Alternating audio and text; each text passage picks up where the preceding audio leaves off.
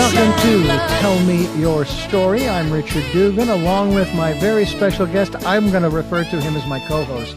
On this series of programs, Dennis Henson. He is the author of Real Impact, Daily Inspiration. Dennis, welcome to our next installment here in this series, where we're going through the stories in your book throughout this year to give some inspiration to those folks who are listening, because we can always use a little, sometimes it's a kick in the pants. A lot of times it's just a helping hand up. But thank you for being with us again. Well, thank you, Richard. It's an honor to do this, and I've looked forward to it all week. So let's get it moving. You got it. I want to ask you about the order of the stories. Now, the first story we're going to have here on the program has to do with a rather famous individual, and the title of this story, which is the first one in your book, is called A Rocky Start. How did you decide in what order to put these stories, and why this particular story made it to number one? Many years ago, I was teaching my real estate investing students, and I was thinking of the different areas of training. And I decided that since getting your mind right was so important, there should be an area on motivation. And on my real estate training website and in the training that they have, we have a section on motivation. And so I thought, well, when I'll put stories in there of people who have struggled, because they're going to be struggling. I mean, it's a struggle to get started, and it's a struggle to maintain it. So I wanted to let them know up front that they're not the only ones who had struggled. And in the back of my mind, or in my notes, I had noted that there was a story called The Saddest Story in Hollywood. That's what I jotted down in my notes. And so I knew it was about Sylvester Stallone, so I got online. There was Google back then, and I researched until I found it. And it's basically the story that's in the book. It was the first motivational story that I put in my training. And when I started the book, I thought this would be the perfect start for the book, because it was the very first one that I put into training. And it's a great name to start a book. I mean, It's the first story, A Rocky Start. So I thought, wow, that fits perfectly. And that's why it's first. The order of the rest of the book is really kind of based on the longer ones are in the front of the book. The middle size are closer to the middle. The shorter ones are at the end. And then there's the poems, and then the quotes, and then the list of books. So I wanted, if someone was in a hurry, they could flip to the back of the book and there's something short to read. If they have a little bit more time, in the front of the book, there's the longer stories. So that's really the order of the book. That's how that came to be. Well, let's go and take a listen here. We're going to do that. The story is A Rocky Start, here with Dennis Henson, who is the, I want to say the author, the compiler, if you will, of all of that is contained in Real Impact, Daily Inspiration, here on Tell Me Your Story. A Rocky Start, summarized from a speech by Sylvester Stallone. In the early 1970s, Sylvester "Sly" Stallone was an unknown actor trying to make it in New York City. He'd achieved minor success in the movie The Lords of Flatbush, but then Sly moved to California since roles were scarce in the Big Apple.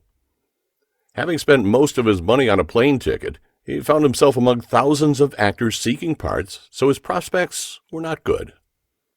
Months passed without work, and Sly ended up homeless and sleeping in a bus station. He was so broke he couldn't afford to feed Butkus, his dog, best friend, and constant companion. So rather than let him starve, he chose to sell Butkus to someone who could provide for him. Although he desperately needed the $25, Sly left crying. A few days later, Stallone witnessed a boxing match featuring the greatest boxer of all time, Muhammad Ali, versus the Bayonne Bleeder. Sylvester couldn't believe an unknown fighter that no one thought would last one round lasted 15. The Bleeder was even able to land an incredible punch, putting Ali on the mat. Inspired by what he witnessed, Sylvester wrote an entire movie script. It was a story about an average guy who, against all odds, faced a superior foe, a man willing to get knocked down and get up again as many times as it took to go the distance. For 3 straight days, Sly wrote, ending up with fewer than 100 pages, but the essence of the story was complete. The young actor attended a casting call the following week, but the part wasn't a fit. As he headed for the door, it hit him, and he turned and approached the producers. Guys, I forgot to mention that I've written a new screenplay. Half listening, they said, "Bring it by, we'll take a look at it." To their surprise, the following morning, Sylvester arrived with a script in hand. The producers liked what they read, but balked when they learned that Stallone insisted on playing the main character. They wanted the lead for this movie to be a star like Ryan O'Neal or Burt Reynolds. So instead, they offered $350,000 for his script, but without other conditions. Sylvester was homeless, living in a bus station, didn't own a car, and he just sold his dog to keep him from starving. However, Sly had become accustomed to that lifestyle, and he knew that if his movie were to become a hit without him as the protagonist, it would kill him. So Stallone rolled the dice and turned down their offer. The producers eventually relented and agreed to pay him $35,000 and a percentage of the movie's profit, if any. The movie budget was set at $1 million, and Sylvester Stallone was to play Rocky Balboa. Keep in mind that in the mid-'70s, $1 million was a shoestring budget for movie production. Nevertheless, the project came in below budget by casting family and friends as actors, limiting most scenes to one take and filming with handheld cameras. Stallone's film received good reviews when showed around Hollywood. However, the real test came at the Directors Guild screening. Hundreds of Hollywood elites showed up, and the theater was filled to capacity. Stallone was extremely nervous. He watched the executives closely as the film played. They sat quietly throughout the movie. No one laughed at the jokes or gasped at the fight scenes. As the audience silently filed out of the theater, Stallone stayed seated, his breath caught in his throat. The movie bombed, he thought, as he sat humiliated and disappointed with tears rolling down his cheeks. Eventually, he mustered the strength to stand and slowly descend the long staircase. He then realized that something unusual was taking place. Everyone was gathered in the lobby. Once he appeared, a few began to clap, and as others saw him, they joined in the applause. The ovation was loud and long, its echoes reverberating off the theater walls. Shocked, Stallone stood speechless. He couldn't believe his eyes. Hollywood loved his movie, and they loved him for making it. Sylvester Stallone's days of living in a bus station had come to an end. He later stated, "I'll never experience a moment like that again." Rocky went on to gross over $200 million, won Oscars for Best Picture, Best Directing, and Best Film Editing, and received 6 other nominations. The picture was even inducted into the American National Film Registry as one of the greatest movies ever made. Since that time, the Rocky movie franchise has earned more than $1.4 billion, making it one of the most successful movies of all time. The same Sylvester Stallone, who slept in a bus station and was forced to sell his dog, became one of Hollywood's most famous stars. One other thing. Sylvester spent $15,000 of his initial $35,000 to buy Butkus Beck, who also appeared in the movie. I believe any success in life is made by going into an area with a blind and furious optimism. Sylvester Stallone.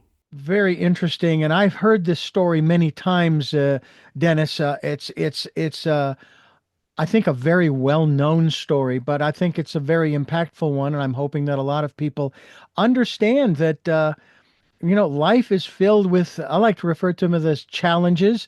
Although I do like one of the things that I read in your book about problems aren't problems, they're opportunities. That's one way to put it. And I find that interesting. And Sylvester, he had a problem. He could not get the darn script into movie form, but he turned that into an opportunity. That's what resonates with me. Well, the thing that I think packs the biggest punch in that story is he was willing to risk everything. He had nothing, and he was offered what, $350,000 or 370. It was a lot of money, and he was sleeping in a bus station Mm-hmm. and didn't have enough money to pay for his dog to have food. Yet when he was offered this, his goal was bigger. His desire was much bigger than just getting the movie placed into a movie. He wanted it to be a successful movie with him as the star. Mm-hmm. And if that was not going to happen, he was willing to just give it all up. And that's powerful. That's the kind of will and determination that it takes to become a super success. And I just think it's a perfect story to fit in with all these others because they're all similar. They Right. have they're a little bit different, because they're different people. They took a little bit different path, but each of the stories has a certain punch, and that's the punch that I got out of that one. That he was just willing to risk everything. Isn't that amazing? And he won. He like in the poem, if you can bet everything you have and lose and don't breathe a word of it, then you're a man. I think Sylvester's a man. Now, it's interesting too, because based upon his current circumstances at that time, betting everything, risking it all, I mean, he had nothing, so he had really nothing to lose in that respect. It was like, if I bet it all and it all went to pot, my life isn't really going to change that much. But if it paid off, as of course it did, well, look what happened. Yeah. It's amazing. All of the different things that happened to him after that. I think sometimes life is a test. You're going through, like in the Bible, the book of Job, where he had an awful lot. And not only did he lose it all, he lost his health, he lost everything, his family. He had sores, he was rubbing ashes on his sores, but he never gave up on his belief. And he came back and he had more than he had before he lost everything. And that was a test. And I think that story in the Bible is to give you an idea of that's kind of how it works. What are you willing to go through to get what you want? Yeah. And then, if you do it and you do get what you want, it means so much more than if it had just been handed to you. Oh, absolutely. We're going to take a pause here for just a moment to remind you that this is a conversation that I am having with my co-host, Dennis Henson, the author of Real Impact, Daily Inspiration. And Dennis, we want to make sure that people can get a hold of this book in some form. And I have to, again, reiterate, as I did in previous programs, how beautiful the hardcover is. What a magnificent piece of, I'm going to say craftsmanship, because you chose all of the best quality to make this, not just the contents, but the physical makeup of the book. And I tell you, sometimes when you are able to find a book like this, it is not just an inspiration as far as the words contained, but there is really something special about the physical book, and having that in your hands, it makes you feel different, kind of like they say the clothes make the man, Well, I got to tell you, sometimes when you pick up a book like this, sometimes that is an inspiration. Oh my gosh, I'm holding this incredible work of art, and it's, in this case, not that expensive. You don't have to go to Sotheby's and bid on it. It's relatively speaking, it's a very inexpensive book, and people should get a copy of it. What's the website you want to send them to be able to order one of these versions? It's realimpactbook.com. realimpactbook.com. And Richard, I would like to give everyone that's listening in an ebook. So if they go to realimpactbook.com, I hope that you'll look at everything on the website and make decisions on what you want to do. But before you leave, scroll down to the bottom where it says podcast attendees. Click on that, put your name and email, and we'll send you the download for free, no strings. You will not be put on a mailing list unless you choose to. There's a link there that says, let me know when your next book comes out. And you won't be getting a lot of sales material, I promise. The only thing you'll get is when Real Impact 2 or the 7 Secrets or whatever's the next book that comes out, you'll get a notification about that if you choose. But I want to just give you the book with no strings, because I don't want you to say, well, no, they're just trying to, that's not the case. I want this book to help a lot of people. Yeah. And it can't unless you get it in your hand. And then if you take the ebook and, like Richard said, you read it and you start putting it to use, you're going to think, oh, this is really wonderful. I can give it to my nephew that's graduating, or my niece from high school or college, or it's something that I can give to a friend that's an entrepreneur or a salesman, or someone in a nursing home or grandparent. These stories are people that they grew up with. I mean, they know these names and have heard them all their life. So we're giving these books to nursing homes, and we're giving them to high school and junior high libraries in disadvantaged communities. There's a link on there for GoFundMe. If you want to help us give these books out, you can donate as little as $1, $5, $10, 50, 100, how much ever you want to donate. Every penny. Now, this is not one of those charities where the president of the charity is getting rich. Every penny that goes in there is going toward purchasing a book for disadvantaged young people to help with child literacy, continuing education, and help people in nursing homes that are idle and they want something to do. And I'm sure they'll really enjoy this. That'd be fantastic to have in your library. There's no question. Pull it out and read one of these stories. And we will continue talking with Dennis, talking about Real Impact here on Tell Me Your Story. We're talking with Dennis Henson, author of Real Impact. The ebook is available for free. Just go to realimpactbook.com and you can just sign up there. No strings, as Dennis has already stated. Dennis, I want to ask you a little bit before we get back to the rocky start, which, some of us throughout our lives, we have those, and we'll talk more about that as we continue. But for those who are maybe joining us for the first time, give us a little synopsis on why you put these stories together. And we've already talked in previous programs that this is just volume 1 of who knows how many volumes down the road. And other writings as well that are connected. But what was your impetus for this project? Is really what it is. It's not just a book. This is a project.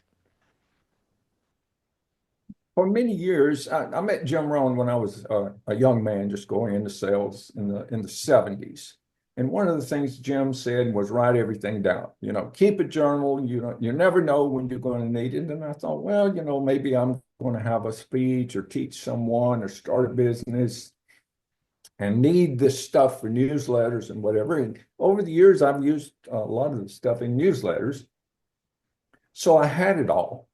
And I was teaching real estate investing and being a very successful real estate investor teacher. I was a good real estate investor and I made a lot of money, but my teaching was 1,000 times better. My students outperformed me by a tremendous amount. And because of that, I became a popular guest on podcasts.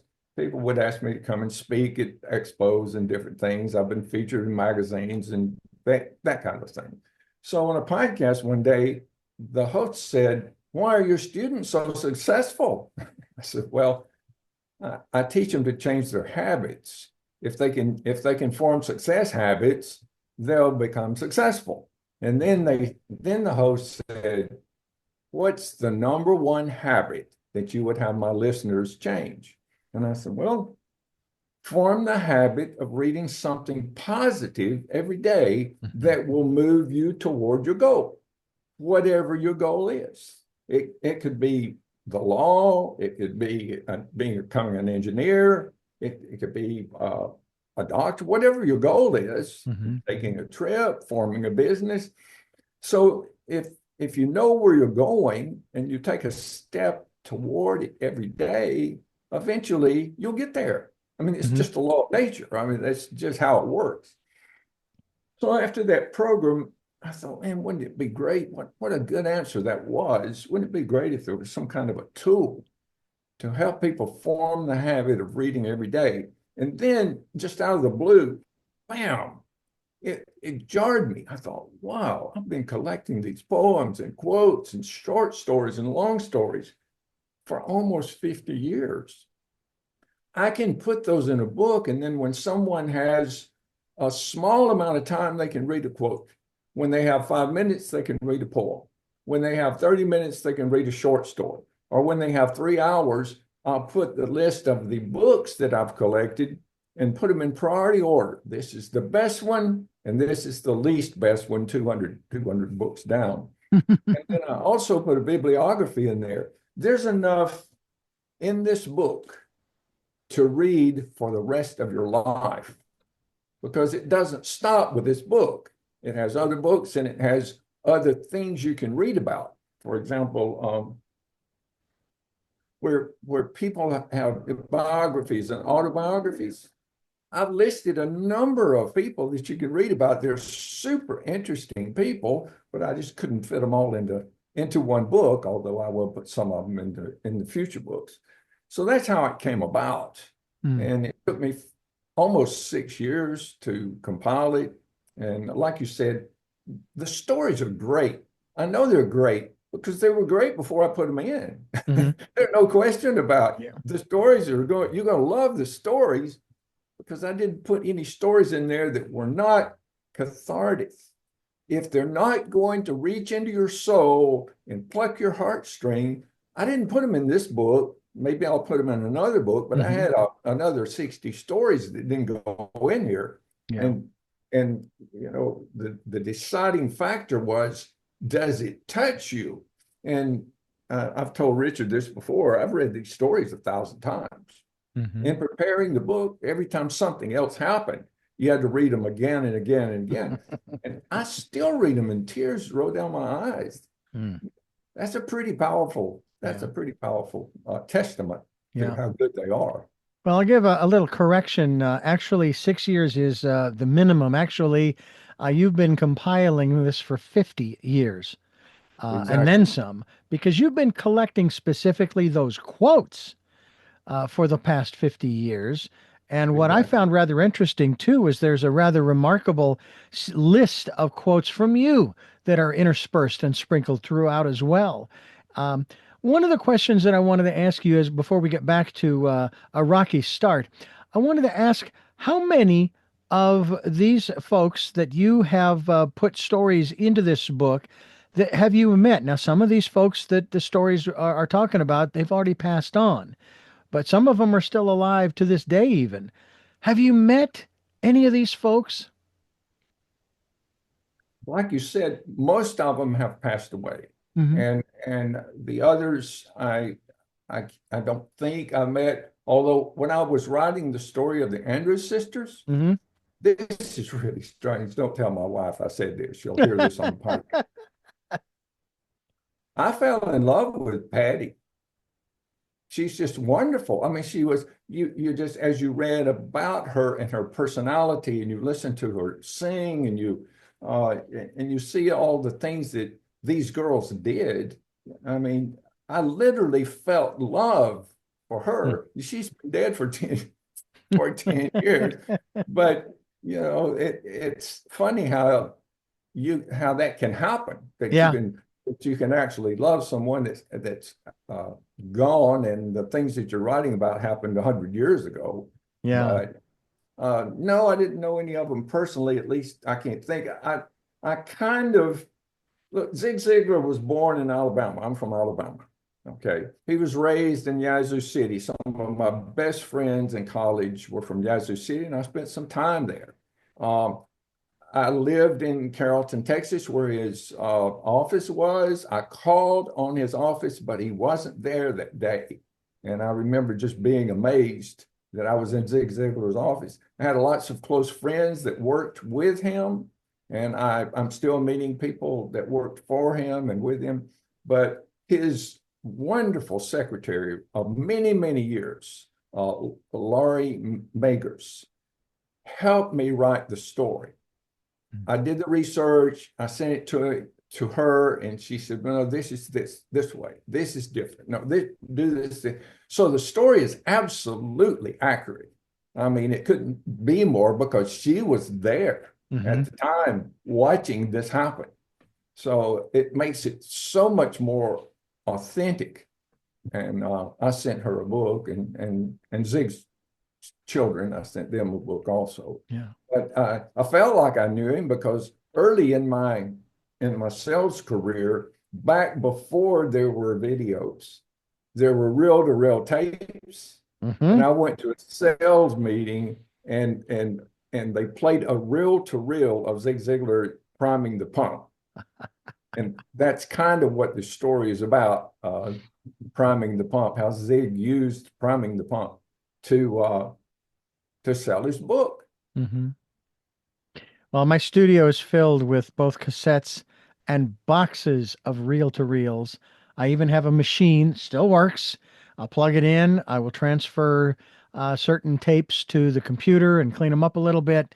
I tell you, that's one aspect of broadcasting, believe it or not, that I kind of miss as much as I do enjoy and working with digital images and so forth on the screen, the audio files.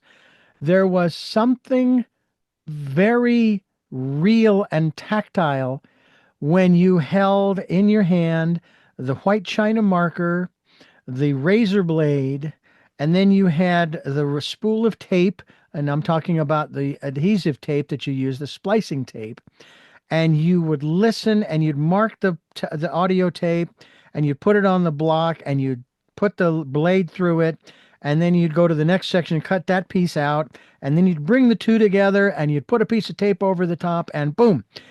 And as I went through that process of editing reel-to-reel, I would place on top of the reel-to-reel meters. This was one of those reel-to-reels, big old reel-to-reel that was on a pivot, up and down, vertical to horizontal, and you couldn't sit in a chair. You had to literally on your knees. You were in front of the reel. So we always used to joke about how, yes, we're kneeling to the radio gods. But I would put these spliced out pieces of tape on top of the I'll call it the amplifier, and I would leave them there until I was completely finished. Then I would throw them away because I was never sure whether I should do what is today, of course, referred to as undo, and I needed to put that back in there. But there was just something magical about that process that I absolutely love. And I do have a splicing block and white china marker and razor blades and splicing. I have all of the accoutrement to go back and do that again if I wanted to. What a wonderful process. We're talking with Dennis Henson. We're talking about Real Impact, among other things, and we're going to get back to our conversation about the rocky start as we continue here on Tell Me Your Story. I'm Richard Dugan, and Dennis Henson is joining me here on this edition of Tell Me Your Story to talk about Real Impact. It's the book that he has published and put out there for you to get a copy of. You can even get a free or Kindle, if you will, or e-copy of it by going to realimpactbook.com, signing up, no strings attached. Yes, you will be presented with opportunities, but you don't have to take advantage of them. You can just take the ebook and go and read it and have a wonderful time with it and share it with family and friends. But at the same time, I would highly recommend, and I know I'm going to do this here shortly, I'm going to go to realimpactbook.com. I'm going to order me one of them hardcovers. I'm going to tell you, I've got it in paperback. I've got it in Audible, but there is, as I said earlier, something so powerful and profound about a hardcover copy of a book such as this. I actually have one hardcover copy of my book, Choices, Five Steps for Life. And I, believe it or not, Dennis, I carry it around with me in my briefcase, even though I wrote it. And I do every once in a while pick it up. And I know that you had someone else narrate your book for Audible, but there's nothing like going back and reading it, let alone listening to it, not only as you've shared when you go back and read these stories in your book, Real Impact, and how they touch you, but each time in a different way because you've lived life, you've had new experiences. And boy, I tell you what, I used to wonder, why would anybody read a book so many times? Well, it makes perfect sense why. Because of the fact that we now have new experiences that these stories are going to they're going to touch upon. And that's such a beautiful thing. It's a whole new experience each time, isn't it? It is. Yeah. And while we're on the subject, if you have Kindle Unlimited, you can go and listen to the book for free. So that's Oh, that's another right. way Yeah. yeah. Yeah, that's right. Getting back to the rocky start, and certainly we've already heard at the front end of the program the story itself, but we all have throughout our lives. If I mean, I'm sure that with Sylvester and his script for Rocky, that was one moment in his life, shall we say? But I'm sure that as he lived on, he came across other rocky starts, as we all do. And I think that's really what is so profound about these stories is that we can go back and look at those different moments in time. I mean, I share this humbly. I say I myself have filed for bankruptcy in my lifetime twice. All right. The first time I'm going, yeah, but what about my responsibility to the creditor? I mean, I did sign, or by using the card or whatever, I'm obligated. And my attorney said, "Hey, it's part of the law. You have every right to utilize it. I understand your concerns over responsibility. All right." Then the second time rolled around and it seemed like, well, I need to do this, this is the reason and so forth. And then I came to a third moment in my life where I thought, I really don't want to do this a third time because I don't think third time's a charm. And I said, no, I'm not going to do it. I'm going to do something different because apparently the first two times didn't change anything. So I needed to make a change. Do you see people doing that in your life, or in your life, have you experienced where you did the same thing a couple of times and then you wound up right back where you were somewhere down the road thinking, I got to do this a third time or a fourth time. But then you look at that and go, well, wait a minute. I did it once and then I did it again and nothing changed. So maybe I should do something different. Well, Richard, what you're saying there is something that's happened to a lot of people. People, whether they realize it or not, are creatures of habit. Mm-hmm. I don't know. I've never been to your house. I haven't been around you a lot. I only know you through a podcast, but I know this. Every morning when you get up, you do the same thing. You get out of the bed, you go to the very same place. It may be get a cup of coffee, it may be the restroom, maybe to brush your teeth, but you get up and you go do the same thing day after day after day. And then throughout the day, there are certain things that you do. Maybe you eat lunch at the same time, you have dinner at the same time, you go to work. People are creatures of habit. Mm. And unless something happens to change those habits, they'll continue to be the same people throughout their life. That's one of the reasons this book is so powerful, because it's about changing a habit.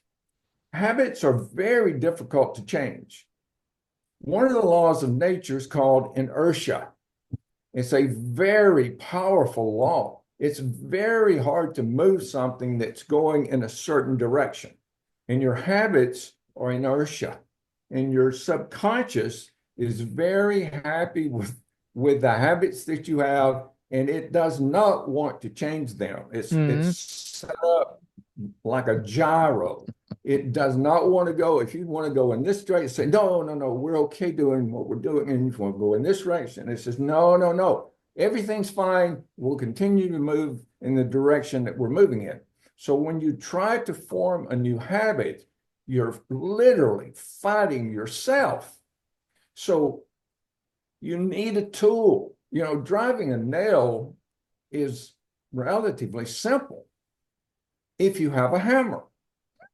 But if you try to do it without a hammer, then it's not simple anymore. Yeah. So a tool is an amazing thing. It's something that makes things a lot more simple. So this book was designed, compiled to become a tool to make changing one habit a lot simpler. But that is the most powerful habit that I can think of. If you want to change your life, then the first thing, I mean, if you're going to form the habit, you've got to decide where you're going. Like the students that I was teaching, I would say, you know, I can't help you plan a trip if I don't know where the trip is to. If you say, I want to go to Italy, now I can go get some maps and I can go get some airplane. I can get all kinds of things and see what you can do. But until you say Italy, I can't help you plan the trip. Where are you going? I mean, it could be, you know, what good would that do? It's the same way with life.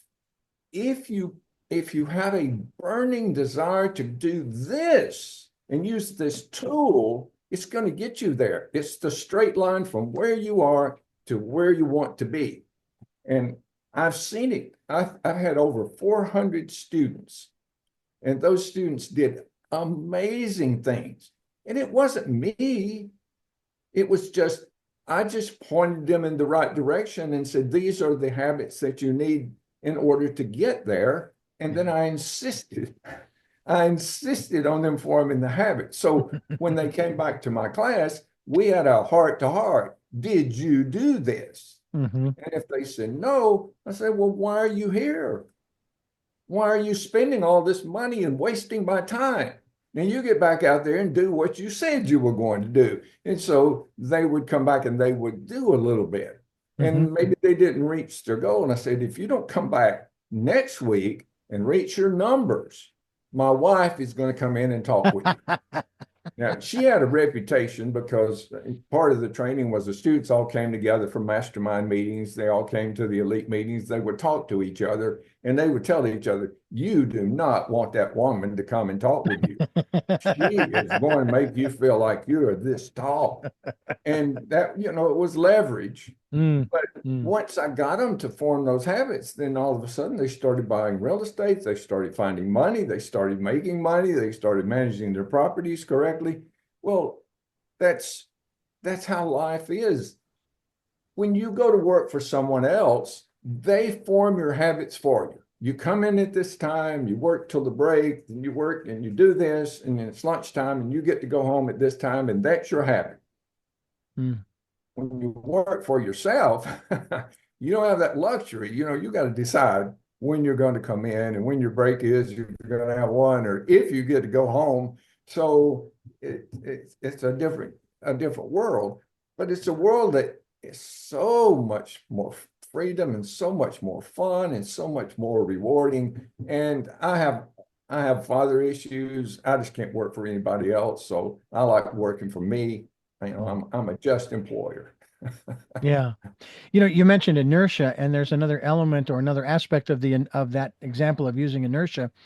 It's like, I'm going to say a snowball at the top of a hill, but the hill isn't real steep, but you start the snowball rolling. But the hill, as that snowball rolls down, the hill starts to get a little steeper and a little steeper, and the snowball starts moving faster and faster, as well as picking up snow and growing.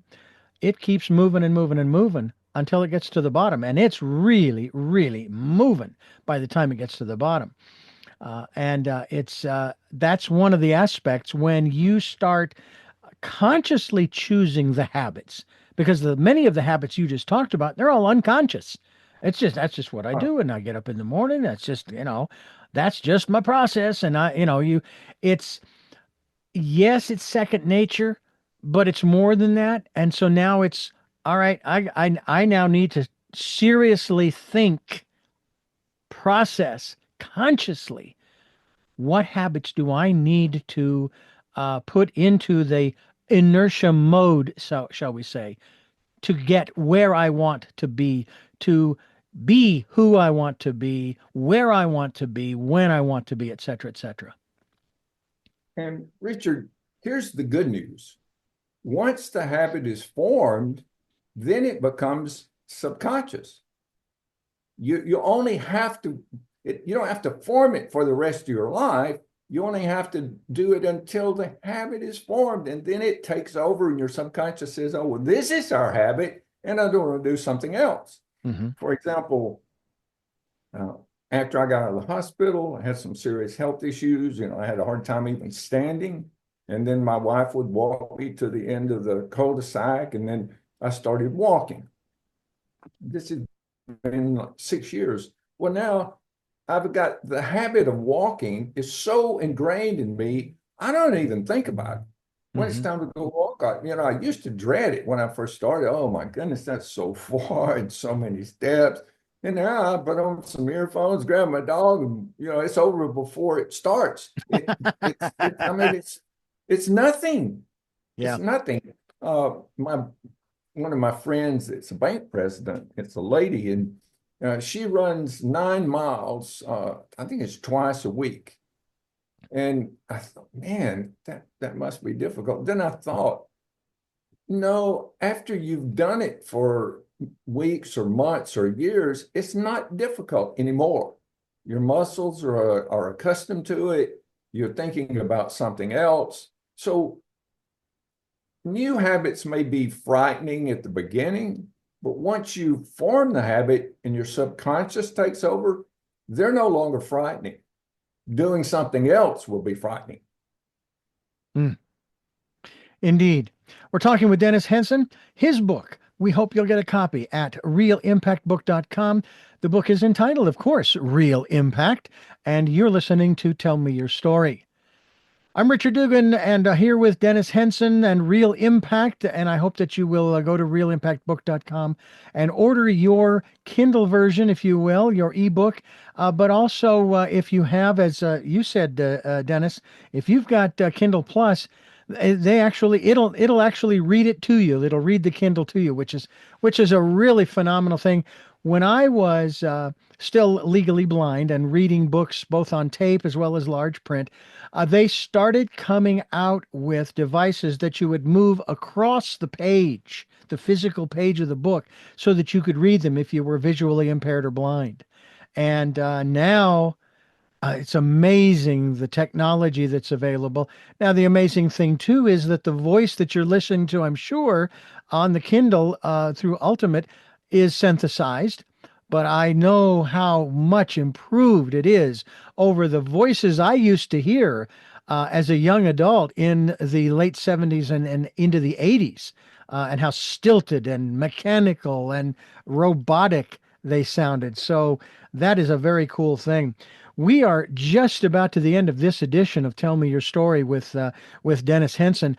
We're going to have you back next week to continue this process and focus on a new story, a new conversation. Dennis, once again, I can't thank you enough for your participation in this project that I have undertaken to not only, yes, support Real Impact and the work that you're doing, but also to support those who are listening and watching. That's really what, for me, it's all about, is supporting them as well as supporting myself in being the better Richard Dugan tomorrow than I am today. Not bad today, but I'm hoping I'm better than I was yesterday. And it's a progressive thing. It's that inertia that I'm shooting for. So thank you so much for being a part of this. But thank you, Richard. I appreciate you having me. Well, folks, I hope you will continue to join us here on Tell Me Your Story. This particular series, the joy of my life, is continuing something like this throughout this year, and then beyond. Who knows where this will lead us all? We hope that you will join us every Monday through Friday from 8 to 9 a.m., 9 a.m. on Wednesdays, Sundays at 7 a.m. and 7 p.m., and Monday mornings at 1 a.m. for Tell Me Your Story, New Paradigms for a New World, where we are giving you choices. And in this series, a lot of different choices to help make your dreams come true. And we hope that you will listen to the podcasts as well on SoundCloud and iTunes, TuneIn Radio, Spotify, and on YouTube, where you can watch these conversations. And until our next broadcast, podcast, videocast, love to lull. Jeanette, I'm still listening. Smokey, I'll see you on the other side. Dad, continue to be happy, because I am. To my dear friend Zorro, aho, aho.